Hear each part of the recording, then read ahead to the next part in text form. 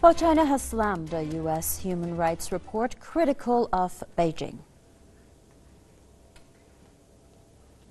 The U.S. report about China was, as usual, filled with prejudice and groundless accusations. We resolutely opposed it and had already lodged stern representations. Foreign Ministry spokesman Lu Kang said the U.S. should discard its Cold War mentality and view China's human rights development progress with objectivity. He called on the U.S. to stop using the human rights issue to interfere in China's domestic affairs. He said Washington should take a closer look at its own rights record, which is flawed and lackluster. On Wednesday, the U.S. State Department, in its report, accused Beijing of widespread violation. The report cited China's alleged crackdown on minority groups and arbitrary detention and prosecution of journalists. Now to discuss that more, we're joined by our correspondent Stephen Ribe, who is joining us live from Beijing. Thank you very much, Stephen. And also Mr. Jason Unruhe, political commentator and analyst, who is joining us live from Ontario. Thank you very much to both of you, gentlemen. Let's begin with Stephen. Stephen, what more can you add to the information that we already have about this news conference and the comments that were made by the Deputy Foreign Minister? Well, it's true. Under Xi Jinping, repression has been stepped up. I remember under Hu Jintao, China was a much freer place, especially for journalists. With Xi Jinping, there have been more detentions and more interference with our work. So it is harder to do our job. Then this emerging, or shall I say, emerged story about repression in Xinjiang, that's undoubtedly been stepped up under Xi Jinping. And we can't really go there. We're not allowed to go there and investigate and see if these, what's inside these gulags, because journalists are harassed and interfered with the minute they move towards Xinjiang. What I tend to do, though, however, is look at China's reaction to this, because it's a ritual thing. You know, the US releases this report every year, and it always slams China. And in the past, China has only been defensive. It's just defended itself and said, you know, that this amounts to interference with another country's political affairs, which is true, and that is a core part of China's foreign policy. This time, however, it's actually moved a bit beyond that to say that America should look at its own human rights record. Now, what it might do, and what it might do in future, because China is growing more assertive, is to specify what's wrong with America's human rights record. For example, mass incarceration. We know that America only has 5% of the world's population, but 25% of the world's prisoners.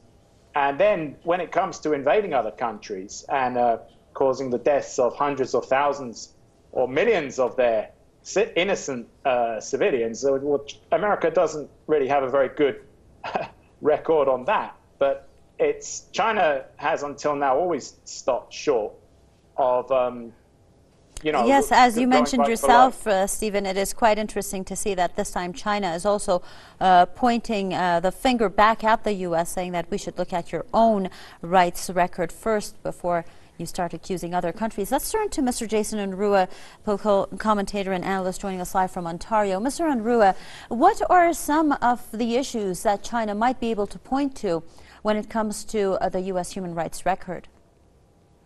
Well, without a doubt, there's the mass incarceration by the United States of people with largely, non-violent offenses, people whose only crime is consuming marijuana, ending up doing 20 years in prison, which is just simply nonsense. In other cases, there's a definite, or gigantic wave of extrajudicial police killings within the U.S., particularly among the ethnic minorities. African American males in general suffer great bouts of violence from the police. Many of them, often, ending up in what are essentially just killings. And this is This is something that would not be tolerated if any other country had done it. The world would be on them for this.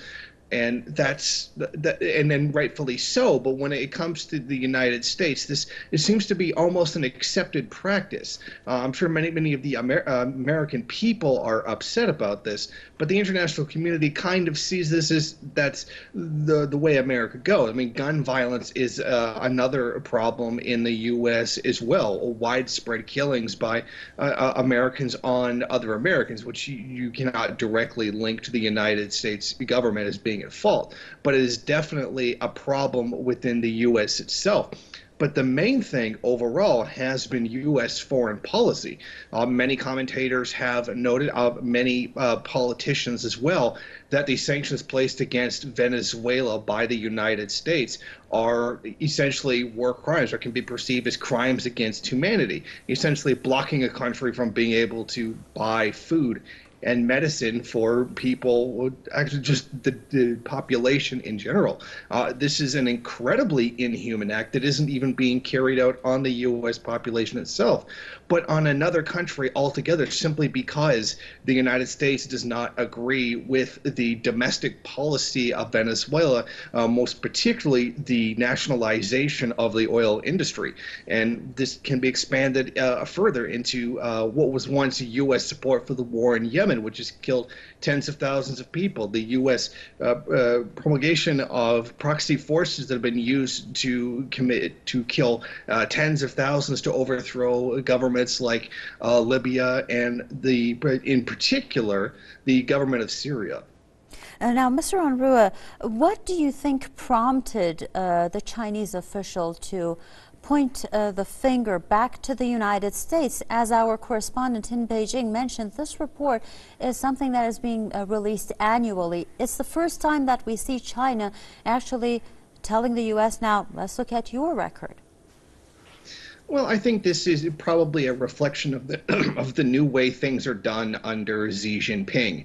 I think that possibly even China is tired of having the finger pointed at it by someone who is worse in terms of human rights. And maybe this is just a case where they're tired of being accused of these things. But I think it's a larger policy, a more aggressive stance that the Chinese government is taking towards the United States, given the tariffs that have been placed on many of the goods coming out of China and going into the U.S. So I think that this really is a more aggressive stance, given the increased hostile relations between the two countries when it comes to trade. I think that China is starting to be a little bit more bold, maybe a little bit more willing to stand up for itself, maybe being a little bit less diplomatic in language to express much of the frustration that they're showing towards the actions of U.S. President Donald Trump. Thank you very much, Mr. Unruhe. Now, let's turn back to Stephen to give us a wrap-up. Now, what do you think, Stephen, will be the final reaction of the Chinese? Do you think they will go further than simply pointing the finger at the U.S.? Will we have further reactions? It's interesting. I've watched this relationship between China and the U.S. Evolve, and up until now, it's kind of been like, one bully kind of pushing another, and trying to get the guy he's pushing to respond. And the guy he's pushing really doesn't want to fight, And I think maybe the attitude in China now is that whatever we do now, America's, named us as an adversary.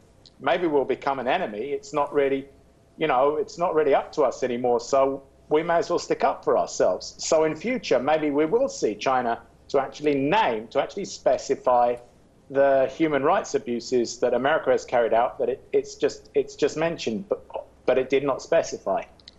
So do you think that in a way that would increase pressure on the United States to actually try to at least save face on the international arena when it comes to the issue of human rights? I'm not sure, but what it does look like is more like a kind of Cold War, because I remember in the days of the Soviet Union, when America did something, the Soviet Union would just retaliate immediately, like for like. So maybe that's what we're going to see if this new Cold War does appear. I'm not sure. Let's look out. Let's see what happens when this report comes out next year as well. Thank you very much. And finally, Mr. Unruhe, your last thoughts on the issue that we just discussed. Do you think what do you think will be the next step of the Chinese government? And will that increase pressure on the U.S.? I think that it might possibly. The United States can very easily dismiss anything that China says as being hollow, as much of the U.S. population doesn't pay attention to what foreign media says about them, despite the fact that in this case it would be very true.